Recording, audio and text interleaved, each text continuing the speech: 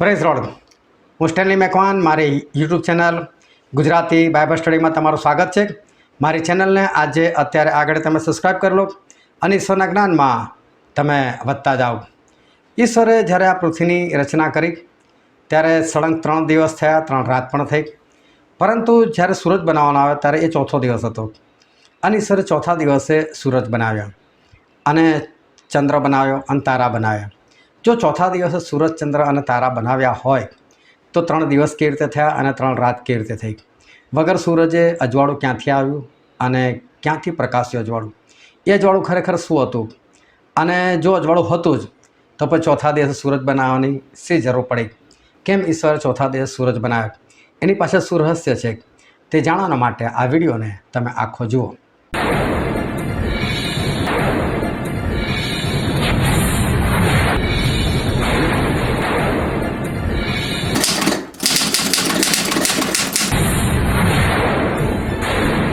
આજે છે તારીખ 3 મે અને 2026ની સાલ અને આજે રવિવાર છે અને વોટ્સએપ પર જે રોજ 10 સવાલ પૂછવામાં આવે છે, પરંતુ રવિવારે એક ખાસ સવાલ પૂછવામાં આવે છે, તેનો આ વિડીયો છે. અને આજનો પ્રશ્ન એ હતો કે જો 3 દિવસને 3 રાત પછી ઈશ્વર ચોથા દિવસ સૂરજનો બનાવ્યો હોય તો એની અંદર શું રહસ્ય રહેલું છે? કેમ ચોથા દિવસે એમણે સૂરજ બનાવ્યો અને ચોથા દિવસ સૂરજ બનાવ્યો તો પછી આ 3 દિવસ શું હતું? તો જો આપણે ઉત્પત્તિનું પુસ્તક 1લો અધ્યાય અને 1લી કલમથી વાંચીએ તો લખેલું છે, આદિએ દેવે આકાશ તથા પૃથ્વી ઉત્પન્ન કર્યા. બીજી કલમ કહે છે, અને પૃથ્વી અસ્તવ્યસ્ત તથા ખાલી હતી, જળનિધિ પર અંધારું હતું અને દેવનો આત્મા પાણી પર હાલતો થયો. અને ત્યાર પછી 3જી કલમ એવું કહે છે કે અને દેવે કહ્યું કે અજવાળું થાવ, અને અજવાળું થયું. ઈશ્વરે એવું કીધું કે અજવાળું થાવ. એનો મતલબ કે જે અજવાળું છે એ અજવાળાને હાંક મારી અને એને કીધું અજવાળાને કે તું થા, આ અંધારું છે એમાં અજવાળું તું પ્રકાશ કર કે છે. અને પછી અજવાળું આવ્યું અને અજવાળાએ પોતાનો પ્રકાશ ત્યાં પાથરી દીધો અને ત્યાં અજવાળું થયું. પરંતુ શું છે, ત્યાં જોડે જોડે અંધારું પણ મિક્સ હતું એટલે અજવાળાની અંદર ભેગું થયેલું નહોતું, પરંતુ એ બંને સાથે સાથે હતા. એટલે કોઈક જગ્યાએ અજવાળું તો કોઈક જગ્યાએ અંધારું. અને પછી પ્રભુએ શું કર્યું કે અજવાળાને અંધારાથી જુદું કર્યું, એ બંનેને જુદા કર્યા. અને પછી અજવાળાને દિવસ કીધો અને અંધારાને રાત કીધી અને એ બંને ફર્યા કરતા હતા. એ રીતે 1લો દિવસ થયો, એ રીતે 2જો દિવસ થયો અને એવી રીતે 3જો દિવસ થયો. પરંતુ આ અજવાળું શું હતું? કેમ કે ઈશ્વર સૂરજ તો ચોથા દિવસે બનાવ્યો છે, તો પછી આ અજવાળું શું હતું ને આ અજવાળું આવ્યું ક્યાંથી? અને બહુ ધ્યાનથી સમજો કે આ અજવાળું એ ખરેખર શું હતું. અને બાઇબલની અંદરથી કલમ વાંચીએ, 2 કોરિન્થીય તેનો 4થો અધ્યાય અને તેની 6ઠ્ઠી કલમ. કેમ કે જે દેવે અંધારામાંથી અજવાળાને પ્રકાશવાનું ફરમાવ્યું, એટલે દેવે અંધારું હતું, આ ઉત્પત્તિની વાત કરે છે, અને એ અંધારામાં ઈશ્વરે અજવાળાને પ્રકાશવાનું ફરમાવ્યું. એટલે અજવાળાને આજ્ઞા કરી, એ અજવાળું તું આય અને તારો પ્રકાશ લાય કે છે. એને ફરમાવ્યું કે તારો પ્રકાશ આપ. અને પછી જો એનું રહસ્ય આપેલું છે, તેણે એટલે કે એ દેવે આપણા હૃદયમાં પ્રકાશ પાડ્યો છે. આપણા હૃદયમાં અંધારું હતું અને એ હૃદયમાં પ્રકાશ પાડ્યો છે કે જેથી તે ઈસુ ખ્રિસ્તના મોં પર દેવનો જે મહિમા છે તેના જ્ઞાનનો પ્રકાશ પાડે. આ અજવાળું બીજું કોઈ જ નહીં, આ અજવાળું પ્રભુ ઈસુ ખ્રિસ્ત પોતે હતા. અજવાળું એ પ્રભુ ઈસુ ખ્રિસ્ત પોતે છે. અને એટલે એક કલમ વાંચીને બતાવો તમને. યોહાને લખેલી સુવાર્તા તેનો 8મો અધ્યાય અને તેની 12મી કલમ. ઈસુએ ફરી તેઓને કહ્યું કે જગતનું અજવાળું હું છું. જે મારી પાછળ આવે છે તે અંધકારમાં નહીં ચાલશે, પણ જીવનનું અજવાળું પામશે. તો એ બાઇબલ શું કહે છે? પ્રભુ શું કહે છે? હું જગતનું અજવાળું છું. તો એ જગતનું અજવાળું જે 3 દિવસ વગર સૂરજે હતું અને ચોથા દિવસ બી અજવાળું તો હતું જ, સૂરજ તો પછી બનાવવામાં આવે. 4 દિવસ સુધી જે અજવાળું હતું એ અજવાળું બીજું કોઈ નહીં, એ અજવાળું એટલે કે પ્રભુ ઈસુ ખ્રિસ્ત પોતે હતા. બીજી કલમ તમને વાંચીને બતાવો. યોહાને લખેલી સુવાર્તા તેના 9મો અધ્યાય અને તેની 5મી કલમ. ત્યાં બાઇબલ એવું કહે છે, જ્યારે હું જગતમાં છું ત્યારે હું જગતનો પ્રકાશ છું. અહીં પ્રભુ શું ફરી એવું કહે છે કે જ્યારે હું જગતમાં છું ત્યારે હું જગતનો પ્રકાશ છું. પ્રભુ ઈસુ એ અજવાળું છે. અને જો પ્રભુ ઈસુને બાઇબલની અંદર નામ શું આપવામાં આવેલું, તો યોહાનની સુવાર્તા તેનો 1લો જ અધ્યાય અને તેની 1લી, 2જી અને 3જી કલમ. આદિ એ શબ્દ હતો અને શબ્દ દેવની સંગાથે હતો અને શબ્દ દેવ હતો. પ્રભુ શું માટે જે શબ્દ વાપરવામાં આવેલો છે, એમનું જે નામ આપવામાં આવેલું છે એ છે શબ્દ. એટલે પ્રભુ ઈસુ ખ્રિસ્તનું નામ જ શબ્દ જાણે. અને એ શબ્દ કોણ હતો? કે દેવ હતો. તે જ આદિએ દેવની સંગાતે હતો, એટલે શબ્દ જ દેવની સાથે હતો. તેનાથી સગળું ઉત્પન્ન થયું, એટલે જે કંઈ થયું છે તે તેના વિના ઉત્પન્ન થયું નહીં. એટલે આ પ્રભુ ઈસુ વગર કશું ઉત્પન્ન થયું નથી. આ પ્રભુ ઈસુ શબ્દ છે અને એ જ અજવાળું છે. પછી શું લખ્યું 14મી કલમની અંદર કે શબ્દ સદેહ થઈને આપણામાં વસ્યો, એટલે કે પ્રભુ ઈસુ ખ્રિસ્ત એ મનુષ્ય દેહ ધારણ કરીને આપણી મધ્ય આવ્યા. તો પ્રભુ ઈસુ ખ્રિસ્ત અજવાળું છે. યહોવા બાપે પ્રભુ ઈસુ ખ્રિસ્તને આજ્ઞા કરી કે અજવાળું થાક, એ તારો પ્રકાશ તું વાપ. અને પછી પ્રભુ ઈસુનો પ્રકાશ આ પૃથ્વી પર આવ્યો. અને શરૂઆતના જે 4 દિવસ થયા, 3 નહીં પણ 4 દિવસ, ચોથો બી દિવસ તો થઈ જ ગયેલો. એ દિવસ થયા પછી ઈશ્વરે એ સૂરજ બનાવ્યો છે. પરંતુ અજવાળું તો થતું હતું, પરંતુ અજવાળું આવતું હતું કંઈથી એ કોઈને નથી ખબર પડતી. જો કે એ સમયે કોઈને ઉત્પન્ન પણ નથી કર્યા, કોઈ માણસ નથી, કશું નથી. પરંતુ બાઇબલને 2 ધારી તલવાર કીધી છે. અને 2 ધારી તલવાર એટલે એક ધાર સાંસારિક છે ને એક ધાર આત્મિક છે. એટલે એક તો બાઇબલમાં જેવું લખેલું છે એ પ્રમાણે છે જ છે, અને એક આત્મિક બાબત આપણને પ્રગટ કરે છે. તો ઈશ્વરે અંધારામાંથી અજવાળાને પ્રકાશવાનું જે ફરમાયું એ અજવાળું બીજું કોઈ નહીં, એ પ્રભુ ઈસુ ખ્રિસ્ત પોતે હતા. અને એમનું નામ શબ્દ છે. અને આદિએ શબ્દ હતો અને શબ્દ પોતે પણ દેવ છે. અને એ શબ્દએ દેહ ધારણ કરીને આપણા મધ્યે એ જન્મ લીધો, કે આપણી મધ્યે મનુષ્ય બનીને એ આવ્યા. પ્રભુ ઈસુ જ્યારે આવ્યા ને ત્યારે આદમથી લઈને લગભગ 4000 વર્ષ વીતવા આવેલા હતા. અને એ સમયે પ્રભુ ઈસુ ખ્રિસ્ત આ પૃથ્વી પર આવેલા. હવે આ પ્રભુ ઈસુ ખ્રિસ્તની બહુ મોટી ભવિષ્યવાણી એ ઉત્પત્તિના પહેલા અધ્યાયની અંદર છે કે પ્રભુ ઈસુ ખ્રિસ્ત આ પૃથ્વી પર આવવાના હતા. એની ભવિષ્યવાણી આ જે ચોથા દિવસે જ્યારે સૂરજ બનાવે છે, તો એ સૂરજ બીજું કોઈ નહીં, એ પ્રભુ ઈસુ ખ્રિસ્ત પોતે છે. કારણ કે એક કલમ આપણે વાંચીએ, ગીતશાસ્ત્રનું પુસ્તક, તેનો 84મો અધ્યાય અને તેની 11મી કલમ. કેમ કે યહોવા દેવ સૂર્ય તથા ઢાલ છે, યહોવા કૃપા તથા ગૌરવ આપશે. ન્યાયથી વર્તનારને માટે તે કંઈ પણ સારું વાનું રોકી રાખશે નહીં. એ બાઇબલમાં લખેલું છે. યહોવા દેવ એટલે કે આપણા પ્રભુ ઈસુ એ સૂરજ છે. એટલે ચોથા દિવસ સૂરજ આવ્યો. એટલે સૂરજ આવ્યો ને એટલે કે ઓહ, આમાંથી અજવાળો આવે છે, આમાંથી અજવાળો આવે છે. એટલે પહેલાં પણ અજવાળું હતું, પણ અજવાળું ક્યાંથી આવતું હતું એ કોઈ નથી ખબર પડતી. પરંતુ ચોથા દિવસે જ્યારે સૂરજ બનાવે એટલે ખબર, ઓહ, અજવાળું તો આમાંથી આવે છે. હવે તમે જુઓ, આ જે જૂનો કરાર છે, આ જૂનો કરાર છે ને એ આદમથી લઈને 4000 વર્ષ બતાવે છે. અને નવો કરાર છે ત્યારે પ્રભુ ઈસુ ખ્રિસ્ત આવે છે અને બીજા 2000 વર્ષ દેખાડે છે. અને 7મો દિવસ એ પ્રભુનો વિશ્રામવાર છે, કારણ કે આપણા 1000 વર્ષ એટલે પ્રભુનો એક જ દિવસ. જે બીજો પિત્તર 3 અધ્યાયના 8મી કલમમાં લખેલું છે કે આપણા 1000 વર્ષો એટલે પ્રભુના તો એક જ દિવસ થાય. એટલે ચોથા દિવસે પ્રભુ ઈસુ ખ્રિસ્ત આ પૃથ્વી પર આવ્યા મનુષ્ય બનીને, એટલે કે સૂરજ બનીને. અને ત્યારે લોકોને ખબર પડી કે અજવાળું શું છે. હવે કઈ રીતે અજવાળું શું છે ખબર પડી? તો જે જૂનો કરાર છે ને એ પણ દેવનું જ વચન છે. જૂના કરારમાં જે કંઈ લખેલું છે દેવ તરફથી જ છે. જૂના કરારમાં જેટલી બી આજ્ઞાઓ આપી છે દેવે જ આપેલી છે. જૂનો કરાર પણ પવિત્ર છે. તો ઈશ્વરે રદ કેમ કરી નાખ્યો? કેમ એને કાઢી નાખ્યો? બસ જૂનો કરાર ના જોયો અને નવો કરાર કેમ કર્યો? એની પાછળનું કારણ શું હતું? તો જૂના કરારની અંદર જે કંઈ આજ્ઞાઓ હતી, જૂના કરારની અંદર જે કંઈ વિધિઓ હતી, એ છે ને મોટા ભાગના લોકો ના સમજી શક્યા. અમુક જ લોકો હતા જે પ્રભુમાં ચાલનાર હતા, એવા લોકોને જ ખાલી ખબર પડી કે જૂનો કરાર શું કહેવા માગે છે. બાકી મોટા ભાગના લોકોને જૂનો કરાર નથી ખબર પડી. અને એ પણ 100% તો કોઈને જ નથી ખબર પડી કે જૂનો કરાર શું કહેવા માગે છે. ઈશ્વર મૂસાને આજ્ઞા આપી, મૂસાએ ચૂપચાપ બધી આજ્ઞાઓ આપી દીધી. જો ભાઈ જૂઠું બોલો તો આ અર્પણ કરો, પેલું અર્પણ કરો, ફલાણું કરો, ઠીકણું કરો. યાજકો ઠરાઈ નાખ્યા, વેદીઓ બનાવી નાખી, કેટલા બધા પશુઓના અર્પણ થયા, કેટલા બધા પશુઓના લોહી વહેવડાવવામાં આવે. શું એનાથી કોઈ શુદ્ધ થયું? શું એનાથી કોઈ પવિત્ર થયું? પરંતુ જ્યારે દાઉદ રાજાએ પાપ કર્યું, વ્યભિચારનું પાપ કર્યું, બાથશેબાના પતિને મારી નાખ્યો, ત્યારે તમે જુઓ કે દાઉદે એક પર અર્પણ નથી આપ્યું. દાઉદે નથી કીધું કે હું આમાં શું છે, નાથાન જાહેર એને કહે છે કે દાઉદ તે પાપ કર્યું છે, તો ઈશ્વર પાસે માફી માગે છે. તો કે એમાં તો પાપ શું થયું તો શું છે, ચાલ એના માટે કયો અર્પણ, ચાલ ફટાફટ ચડાવી દે, વાર્તા ખલાસ કર. એવું નથી કીધું, પરંતુ એ પસ્તાવો કરે છે. અને પસ્તાવો કરે છે ને તો બાઇબલની અંદર એવું લખેલું છે, આપણે વાંચીએ ગીતશાસ્ત્રનું પુસ્તક, તેનો 51મો અધ્યાય. અને ત્યાં આ પાપને કારણે જે દાઉદ રાજા પસ્તાવો કરે છે એ વાત લખેલી છે. આનું તમારે આગળ વાંચું છું. 16મી કલમ. કેમ કે તું યજ્ઞથી રીઝતો નથી, નહીં તો હું તે અર્પણ કરત. તું દહનાર્પણથી આનંદ પામતો નથી. ઈશ્વરના યજ્ઞો તો રાંક મન છે. હે ઈશ્વર, તું રાંક અને નમ્ર હૃદયને ધિક્કારીશ નહીં.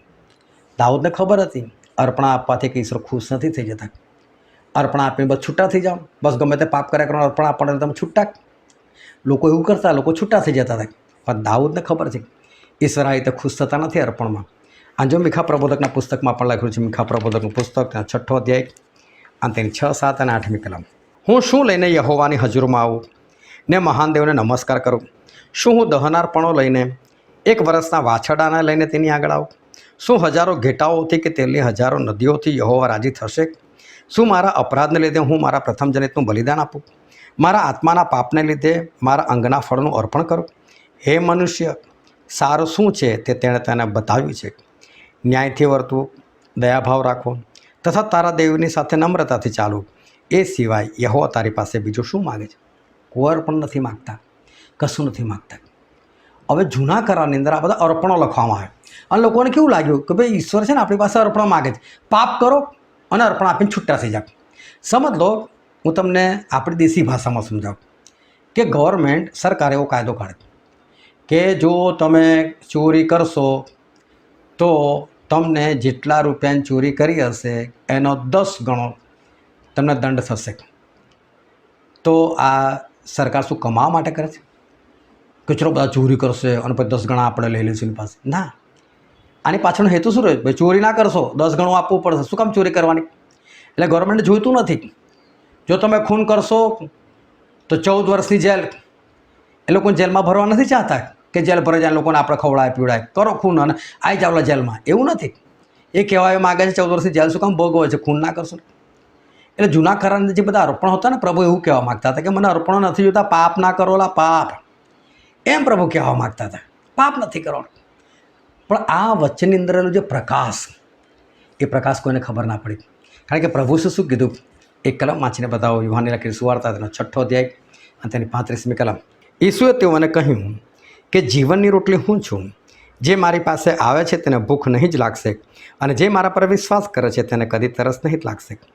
શું કે જીવનની રોટલી હું છું? પ્રભુ શું નામ શું? દેવનો શબ્દ. એ શબ્દ છે. એ શબ્દ શું છે? તો કે જીવનની રોટલી. તો શબ્દ શું છે? તો બાઇબલ છે. તો બાઇબલ શું છે? જીવનની રોટલી છે. તો રોટલીને શું કરવાનું છે? ખાવાની છે. એટલે આ વચન શું કરવાનું છે? ખાવાનું છે. અને આ વચન શું છે? તો ગીતશાસ્ત્ર તેને 119મો અધ્યાય અને તેની 105મી કલમ. મારા પગોને સારું તારું વચન દીવારૂપ છે, તે મારા માર્ગને સારું અજવાળું છે. ઈશ્વરનું વચન શું છે? એ અજવાળું છે. તો વચન કોણ છે? પ્રભુ ઈસુ ખ્રિસ્ત છે. તો પ્રભુ ઈસુ ખ્રિસ્ત કોણ છે? અજવાળું છે. એ અજવાળું શું છે? તો રોટલી છે. રોટલી તમારે શું કરવાની? તો ખાવાની છે. આ વચનને ખાવાનું છે. પણ લોકોએ ખાધું નહીં. ખાધું નહીં, એની અંદર રહેલો ભેદ ના સમજી શકે. એટલે બધા લોકો આ તો કેટલી બધી વિધિઓ આપી છે, આ કરો તે કરો, શાંત્યાર્પણ ચડાવો, દહનાર્પણ ચડાવો, પાપાર્થાર્પણ ચડાવો, દોષાર્થાર્પણ ચડાવો. પણ શબ્દ પ્રમાણે હતું દોષાર્થાર્પણ એટલે દોષને અર્થે થતું અર્પણ. તમે તમારામાં દોષ માલુમ પડે ને તો તમારે એનું અર્પણ કરવું પડે. શાંત્યર્પણ, તમારા જીવનમાં શાંતિ નથી તો તમે શાંતિ માટે અર્પણ કરો. પાપાર્થાર્પણ, તમે પાપ કરો છો ને તો પાપને અર્થે અર્પણ કરો. પણ તમે પાપ જ ના કરો તો પછી પાપાર્થાર્પણની જરૂર ખરી? તમે અશાંત જ ના થાવ તો શાંત્યાર્પણની કંઈ જરૂર ખરી? એટલે આ બધી વાતો આવી હતી. પ્રભુનું કોઈ અર્પણ નહોતું જોતું. એમને ઘેટા બકરા કોના માટે બનાવ્યા? એમને ખાવા માટે. તો એમને ખાવા માટે બનાવે તો તમને શું કામ આપે? પોતે બેસીને ના ખાય શાંતિથી? શું કામ તમારી પાસે માગો? જો આવું કરશો તો તમે મને આપજો. એમને કશું જ જોઈતું નથી. પણ જૂનો કરે છે ને, લોકો સમજી ના શક્યા. અને સમજી ના શક્યા ને એટલે પ્રભુ ઈસુ ખ્રિસ્ત એને બતાવવા માટે આવ્યા અને શીખવાડવા માટે આવ્યા. એટલે પ્રભુ ઈસુ શું કીધું? જો ભાઈ તમે આવું લખેલું વાંચેલું છે ને કે દુશ્મનને નફરત કરો, પણ હું તમને કહું છું દુશ્મનને પ્રેમ કરો કે છે. દુશ્મનને પ્રેમ કરો. કેમ? બધા મારા છોકરા છે, બધા ઈશ્વરના છોકરા છે. તમે એને પ્રેમ કરો કે છે. તમારે કોઈ પૂઠે લાગે તો એને સારું પ્રાર્થના કરો. તમારા સતાવનારાઓને આશીર્વાદ આપો. એટલે આ બધું જૂના કરારમાં આ જ બધું લખેલું છે. જૂના કરારમાં શું લખેલું ખરું? તમે મિસર દેશમાંથી નીકળ્યા છો ને તો યાદ રાખજો તમે મિસર દેશમાં ગુલામ હતા. અને એટલે ગુલામ સાથે કેવો વ્યવહાર કરવાનો? સારો વ્યવહાર કરવાનો. યાદ રાખજો કે છે. એવું પ્રભુ શીખવાડ્યું. પણ જૂના કરારમાં લોકોને ખબર જ ના પડે એ બધી વસ્તુ. એટલે પ્રભુ ઈસુ ખ્રિસ્ત નવા કરારમાં આવ્યા, સૂરજ બનીને આવ્યા, ચોથા દિવસ આવ્યા અને હવે અજવાળું દેખાડ્યું કે જો જૂનો કરાર શું કહેવા માંગે કે વ્યભિચાર ના કરો. પણ કે વ્યભિચાર એટલે શું? તમે કોઈની પર ખોટી નજર નાખીને વ્યભિચાર તો એટલામાં જ થઈ ગયો. પણ જૂના કરારમાં લોકો શું સમજતા હતા? આવું નહોતા સમજતા. એ પ્રભુ શું શીખવાડ્યું કે ખરેખર જૂનો કરાર શું કહેવા માગે છે. એટલે એ વખતના લોકોએ શું કર્યો? ખબર? વિરોધ કર્યો. અને વિરોધ કરીને કે હા તો મૂસાની વિરુદ્ધ શીખવાડે છે, મૂસાની વિરુદ્ધ શીખવાડે છે. પ્રભુ શું મૂસાની વિરુદ્ધ નહોતા શીખવાડતા. પ્રભુ શું જૂનો કરાર શું કહેવા માગે છે ને એ એમણે નવા કરારની અંદર આવીને એક્ઝેક્ટ બાબત આપણને શીખવાડી. એટલે જ્યારે સૂરજ આવ્યો ને ત્યારે બધાને ખબર, ઓ આ જ વાળું છે. અને એટલે કોલોસીના પત્રમાં એવું લખેલું છે, તમને વાંચીને બતાવો. કોલોસીનો પત્ર તેનો 2 અધ્યાય અને હું વાંચું છું તેની 13મી કલમથી. વળી તમે તમારા અપરાધોમાં તથા તમારા દેહની બેસુન્નતમાં મોયેલા છતાં તેણે તમારા સર્વ અપરાધોને માફ કરીને તમને તેની સાથે જીવતા કર્યા, અને વિધિઓનું ખત જે આપણી વિરુદ્ધ હતું અને આપણને પ્રતિકૂળ હતું તેને ભૂંસી નાખીને તથા વધસ્તંભે તેને ખીલ્લા મારીને વચમાંથી કાઢી નાખ્યું. જે બધી જૂના કરારની વિધિઓ હતી પ્રભુએ બધી કાઢી નાખી, હટાવવાને. આ વિધિઓ તમને હેરાન કરે છે, પરેશાન કરે છે. અને પછી શું કહે છે? અને રાજ્યો તથા અધિકારોને તોડી પાડીને વધસ્તંભે તેઓ પર જય મેળવીને તેઓને જાહેર રીતે ઉઘાડા પાડ્યા. અને પછી બાઇબલ કહે છે, એથી ખાવા પીવા વિશે કે પર્વ કે ચાંદ રાત કે વિશ્રામવારો વિશે કોઈ તમને દૂષિત ના ઠરાવે. એ જૂના કરારમાં બધી વિધિઓ હતી. વિશ્રામવાર આવું કરવાનું, સાબાતના દિવસે આવું કરવાનું, પૂનમના દિવસે આવું કરવાનું, અમાસના દિવસે આવું કરવાનું, આવી રીતે જીવવાનું, આવું ખાવાનું. એટલે કે આ બધી બાબતો તો કશી જ નથી કે છે. આ બધી બાબતો તમે દૂર થાવ કે છે. અને શું કહે છે કે આ બાબતો તમને કોઈ દૂષિત ના ઠરાવે. એટલે જૂના કરારની વિધિઓ વિશે તમને કોઈ દૂષિત ના ઠરાવે. તેઓ તો થનાર વાતોનો પડછાયો છે, પણ શરીર ખ્રિસ્તનું છે. એટલે જૂના કરાર શું કીધું? પડછાયો. અને નવા કરાર શું કીધું? પ્રભુ ઈસુ ખ્રિસ્તનું શરીર. જો તમને કોઈ એના પડછાયાનો ફોટો પાડીને મોકલે ને અને તમને પૂછીને કે આ કોણ છે, તમે ના ઓળખી શકો. પણ જોડે જોડે એના શરીરનો પણ ફોટો હોય અને પછી કે આ પડછાયો કોણ છે, તો તમે ના ઓળખી જાઓ કે ભાઈ આનો તો આ ઊભો છે, એનો તો પડછાયો પડે છે. એટલે આ પડછાયોવાનો છે. એટલે શરીર આવ્યું ને પ્રભુ ઈસુ ખ્રિસ્ત આવ્યા ને તારે આ જૂનો કરાર ખબર પડી કે આ પડછાયો શું કહેવા માગતો હતો. પ્રભુ ઈસુ આવ્યા ને સૂરજ આવ્યો ને તારે ખબર પડી કે ખરું અજવાળું શું છે. તો આ જે જૂના કરારની અંદર જે લખેલું હતું, ચોથા દિવસે સૂરજ બનાવ્યો, આ બહુ મોટી પ્રભુ ઈસુ ખ્રિસ્ત વિશેની ભવિષ્યવાણી હતી કે પ્રભુ ઈસુ 4000 વર્ષે આવશે આ પૃથ્વી પર. એ ભવિષ્યવાણી હતી. અને એટલા માટે ચોથા દિવસે પ્રભુ સૂરજને બનાવ્યો. પણ પહેલાં 4 દિવસ એ જ સૂરજ એટલે કે પ્રભુ ઈસુ ખ્રિસ્તનું જ અજવાળું હતું. પણ પ્રભુ ઈસુ ખ્રિસ્ત લોકોને દેખાતા નહોતા. આજે બી લોકો જૂના કરારમાં ક્યાં પ્રભુ ઈસુને શોધી શકે છે? નથી દેખાતા એમને. ખરેખર હતા જૂના કરારમાં, પ્રભુ ઈસુ ખ્રિસ્ત હતા. એક કલમ વાંચીને બતાવો. ગીતશાસ્ત્રનું પુસ્તક તેનો 114મો અધ્યાય અને તેની પહેલી જ કલમ. યહોવાએ મારા પ્રભુને કહ્યું. આ દાઉદ રાજા કહ્યું યહોવાએ મારા પ્રભુને, એટલે મારા માલિકને કીધું. તો બીજો માલિક કઈ થયા? યહોવા માલિક છે તો બીજો માલિક કોણ? એ જ પ્રભુ ઈસુ. પણ લોકોને જૂના કરારમાં છે ને પ્રભુ ઈસુ ના દેખાય. એટલે જે અજવાળું થતું, અજવાળું હતું. આ વચન જ અજવાળું છે. પણ અજવાળું આવે છે કઈ કોઈને ખબર જ ના પડી. પ્રભુ શું ક્યાં છે ખબર જ ના પડી. પ્રભુ ઈસુ આવીને દેખાડ્યું. અને એટલે તમે પ્રેરિતોના કૃત્યો 7મો અધ્યાય વાંચજો. એમાં સ્ટેફન જ્યારે ઉપદેશ કરે છે ને ત્યારે ઉપદેશમાં સ્પષ્ટ કહે છે કે મૂસાને જેણે દર્શન આપ્યું બીજું કોઈ નહોતું, પ્રભુ ઈસુ ખ્રિસ્ત હતા. ઉત્પત્તિ 1 અધ્યાય 26મી કલમમાં શું કહે છે? અને દેવે કહ્યું આપણે આપણા સ્વરૂપ પ્રમાણે અને આપણી પ્રતિમા પ્રમાણે માણસને બનાવે. તો પ્રભુ કોણ જોડે વાત કરતા હતા? આ પ્રભુ ઈસુ જોડે તો વાત કરતા હતા. અને માટે પ્રભુ ઈસુ ખ્રિસ્ત શરૂઆતથી હતા પણ 4000 વર્ષ લોકોને દેખાયા નહીં. એ નવા કરારની અંદર લોકોને દેખાયા. એ ખરું અજવાળું છે. અને એટલે ખરું અજવાળું એટલે કે સૂરજ આવ્યો ત્યારે જે પેલું અજવાળું છે એ અજવાળું ખબર પડે કે અજવાળું તો આનું હતું. પણ એની પહેલાં જ્યાં સુધી સૂરજ નહોતો ત્યાં સુધી લોકોને ખબર ના પડી. અને પછી સૂરજને શાના માટે બનાવ્યો? તો કે ઋતુઓના માટે, દિવસોના માટે, અંધારાને જુદા કરવાના માટે. તો અંધારું શું છે? એ શૈતાન છે. એનાથી દૂર થવાના માટે પ્રભુ ઈસુ ખ્રિસ્ત આવ્યા છે. એ સૂરજ છે. ઋતુઓના માટે આપણા જીવનમાં ફળ આપવાની ઋતુ છે, પવિત્ર આત્માના ફળ આપવાની ઋતુ છે, પસ્તાવાના ફળ આપવાની ઋતુ છે આપણા જીવનમાં. એના માટે પ્રભુ ઈસુ ખ્રિસ્ત આવ્યા. આ બધી રહસ્યમય વાતો છે. તમે આ જ રીતે અમારી સાથે જોડાઈ રહો. ઈશ્વરના જ્ઞાનમાં તમે વધતા જાઓ. ઈશ્વર તમને આશીર્વાદ આપે. આમેન.